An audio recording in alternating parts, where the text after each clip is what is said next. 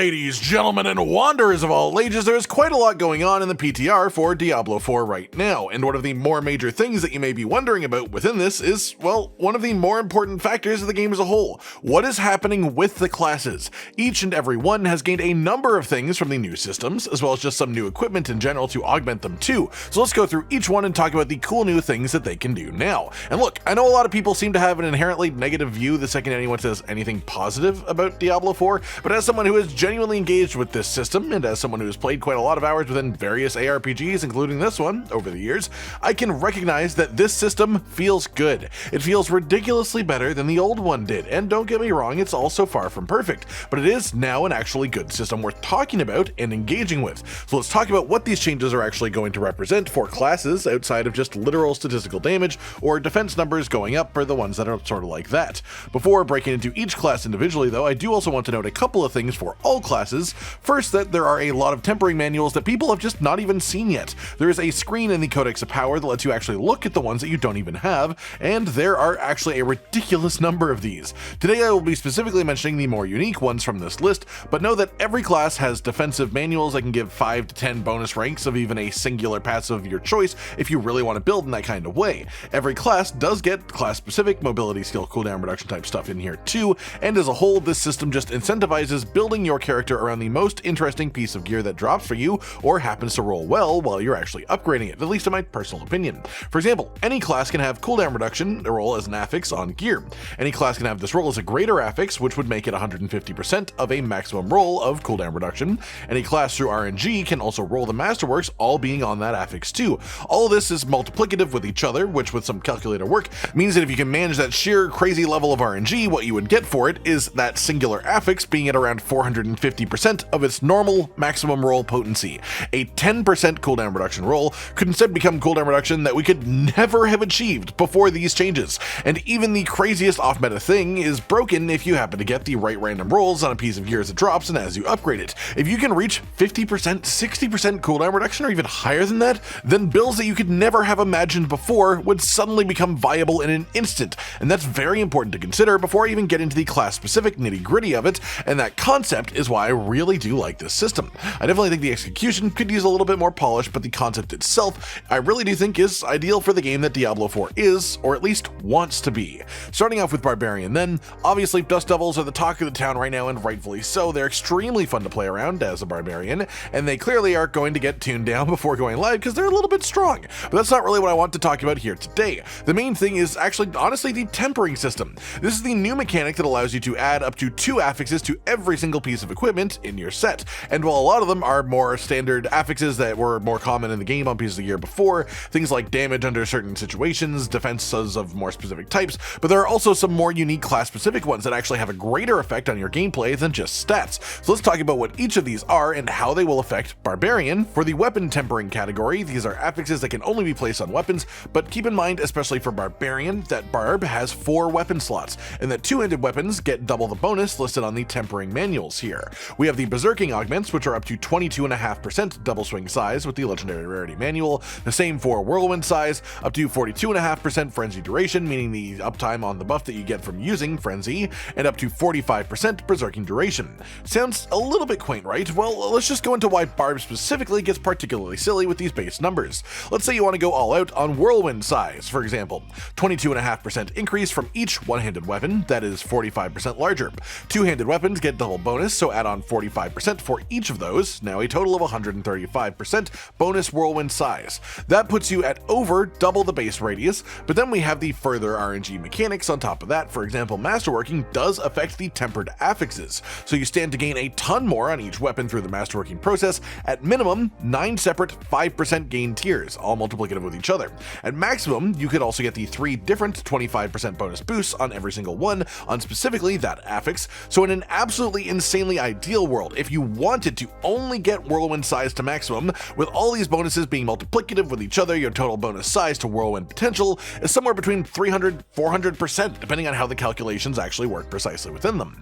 Which means 4 to 5 times the size radius of base Whirlwind the way that it is right now. And that was just to use in-game numbers for examples on one of these. I won't be mathing it out for every single bonus, obviously, but you get the idea of just how insane these types of special unique modifiers can get. We also, for Barbarian, have the bleed augments, which are size for rend and rupture, duration for flay, bonus ranks to pressure points as a passive for higher lucky hit chance for core skills to make enemies vulnerable, or bonus ranks of exposed vulnerability for increased vulnerable duration for core skills that are used after a weapon mastery skill. Then we have furious augments, bash cleaves with bonus damage. Again, with all weapons, you could stack this to an insane degree and just make a build fully around bash if you want to, be actually pretty silly, probably. Hammer the Ancient size increase is nuts for obvious reasons. Upheaval size increase also counts as a range increase for that build, being one of the longer range barb builds, which is great. And kick vulnerable duration is definitely an interesting one to add too. Then there are sandstorm augments, which I desperately want for myself, chance for dust devils to cast twice, and also for dust devil size increase. Again, with how much you can really stack this up on barb weapons, this can absolutely get ridiculous. There's wasteland augments for increased ground stomp size, leap slam size. Earthquake size is actually a really fun one as well, and also earthquake duration, which makes quake builds just much stronger as a concept too if you can stack these up well. Second up then, let's talk about Necromancer as a class, and your weapon slot can get blood augments, which are hemorrhage size, blood surge size, and blood lance duration, meaning the amount of time that blood lance gets stuck within an enemy and stays there. Then there are also bone augments, chance for bone splinters to cast twice, chance for bone spear to cast twice, which is obviously silly, bone spirit explosion size, and then bone storm duration, which are both actually quite solid too. There are shadow augments decay, which is extra blight projectiles, bonus decompose explosion size, and increased blight size. There is also shadow augments execution, which has chance for sever to fire projectiles twice per cast, as well as notably increased duration on a reap, specifically for the damage reduction buff that it gives you after casting the skill. Finally, for necro weapon augments, you have of course summoning augments, and this one has bonus minion attack speed, chance for skeletal mages to attack twice each time that they attack, and also bonus to the skeletal priest effect duration. Also for Necromancer, I do want to point out that one of the passives you can get from tempering is the new Death's Approach for straight up movement speed. Get a couple of those together and buff them with masterworking, and you can genuinely reach high cap movement speed with Necro in Season 4.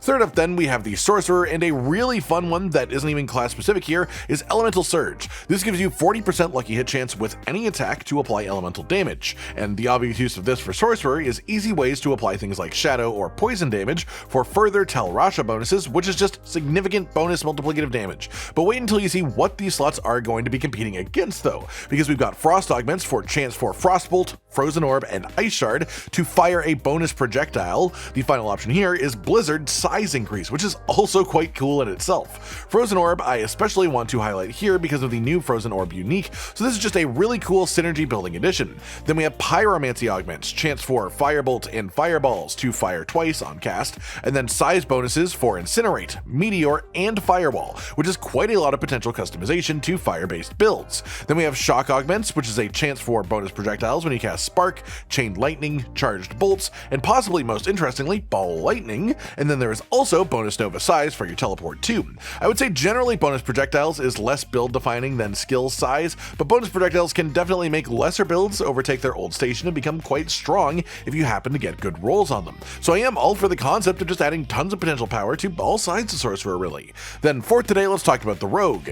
Basic augments is double projectile chance for Puncture, Heartseeker, and Forceful Arrow, as well as bonus duration for Invigorating Strike, specifically referring to the energy regeneration bonus, then also bonus duration for Heartseeker, which definitely applies to the critical strike bonus, and I believe it also applies to the enhancements for this skill too, but I haven't tested that yet specifically.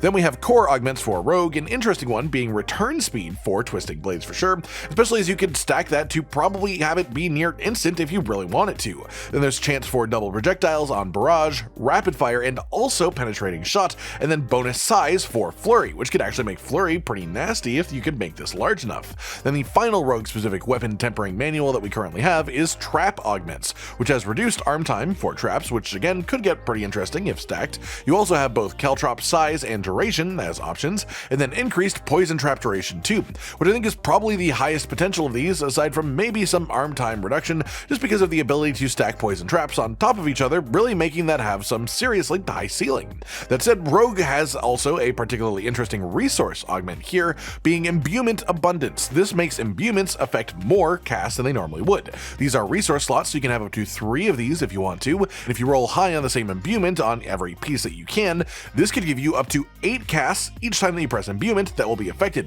And I don't think I really need to tell you why that could actually get really silly really quickly. Then our last class to talk about here today is going to be the Druid, and the first one that they have is Earth Augments. Chance to fire double projectiles for Earth Spike, which is pretty fun. Landslide, which is quite interesting of a concept based on how that skill actually works. But then the more interesting current meta one is Boulder. Obviously, there are some really strong Boulder builds that exist right now, but imagine if they had a 45% chance, or even higher than that with masterworking, to fire 2 boulders every time they cast the skill once. Then the final option is just increased petrify duration. Then we have Storm Augments, which is chance to fire double projectiles with Wind Shear, and then also Tornado, which is particularly incredible. There is Hurricane Size, which actually has a surprising amount of use defensively at the very least. Lightning Storm duration, which is awesome, as that keeps the amount of time that you can spend without casting Lightning Storm before it resets to default tiny size. Hurricane duration, for actually increasing the length of Hurricane, is actually pretty impressive too, because theoretically we could easily get this past the cooldown with cooldown reduction on top of that. Combine that with the Hurricane Size buffs as well if you could actually get the cooldown reduction from the rest of your gear, and even just have Hurricane be a central part of your build from that point forward. Then we have our shape-shifting affixes, Werebear Augments, our bonus size for Maul, and Pulverize, which is a pretty interesting concept, and then Grizzly Rage duration, which is obviously incredibly strong for a lot of currently existing Druid builds too. Then there's also Werewolf Augments, which is Shred Crit chance, which is pretty solid, Rabies duration, which of course could help Rabies be a bit stronger, and then Lacerate duration, which I am unsure, but I have to assume is applying to Supreme Lacerate for the shape-shifting damage bonus that it gives you after critting with this skill. And that is all of the more interesting class-boosting tempering affixes. There's honestly a lot of potential very cool builds that will exist in endgame if the system stays, at least mostly in the sense that it is. Honestly, based on how some of the classes seem to have more specific tempering manuals than others, I imagine this system will actually expand quite a bit before we see it properly on the live servers, and I consider this to just be one of the most positive changes that I've seen for the game up to this moment for sure.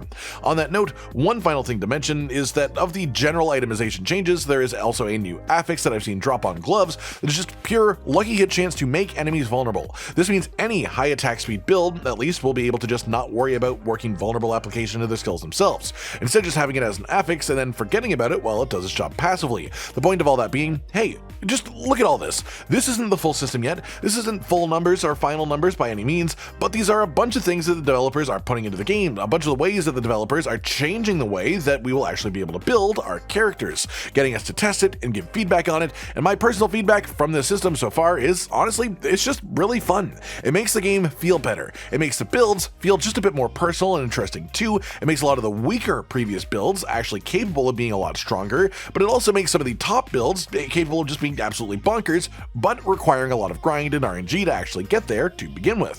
What do you think about all these changes then? How do you think it will affect your own classes? Are you someone that's unable to play the PTR, just looking forward to seeing these changes hit live servers? Or are you someone who is currently on the PTR who may even have your own opinions that you might want to share in the comments down below? Like if you liked the video, subscribe and hit the notification bell for more, and most importantly, ladies and gentlemen, until next time, stay sweet. Josh, Cotton, and Hollow with the videos, dropping the humor like a hammer on your tippy toes, bringing entertainment on a daily arrangement to take our insanity and turn it into entertainment. Yes, I said entertainment twice, to reiterate that it is nice to look into your faces on a mostly daily basis when you let us in your homes to make the whole world a stage. Goodbye.